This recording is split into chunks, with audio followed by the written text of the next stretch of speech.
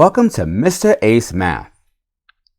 In this video, we're going to be converting this fraction 1 over 3 into a decimal using these 3 steps. Step number 1 says to divide the numerator by the denominator. Since I know I'm going to divide, we're going to set up long division notation.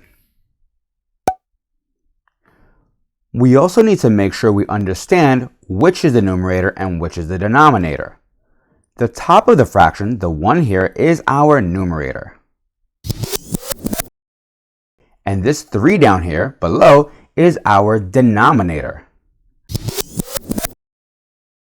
Since we're dividing the numerator, that number is going to go inside the long division notation. So let's put a 1 right here. And that means our denominator is going to be the number doing the dividing. So we'll place it outside of our long division notation. Step 2.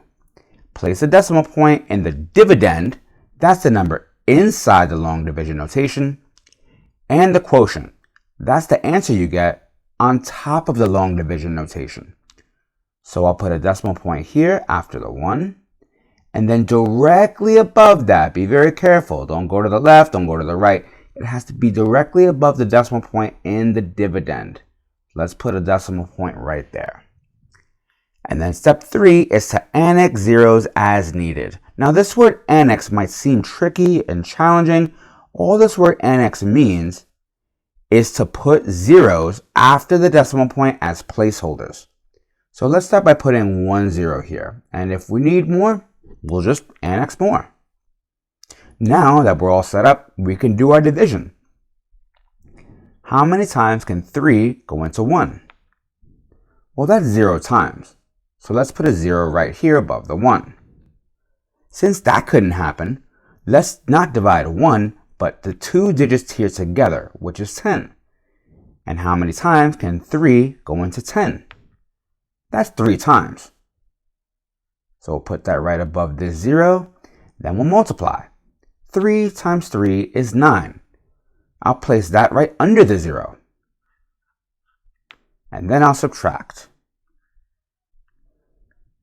What's 10 minus 9? That's 1. So I'll put a 1 here.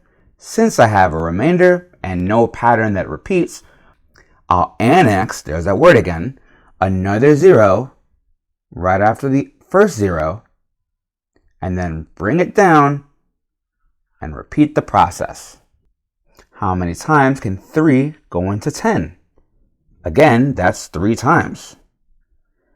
And 3 times 3 is 9. And I'll place 9 right under this 10. Then I'll subtract it. 10 minus 9 is 1. Looks like we have a pattern here. If I annex another 0 and then bring it down, I'll get 10 again.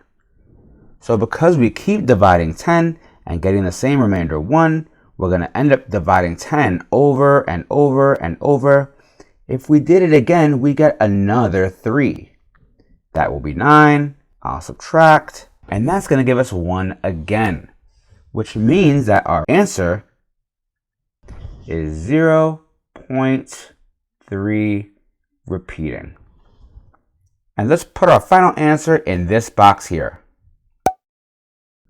1 over 3 is equivalent to 0.3 repeating, properly read as 3/10 repeating.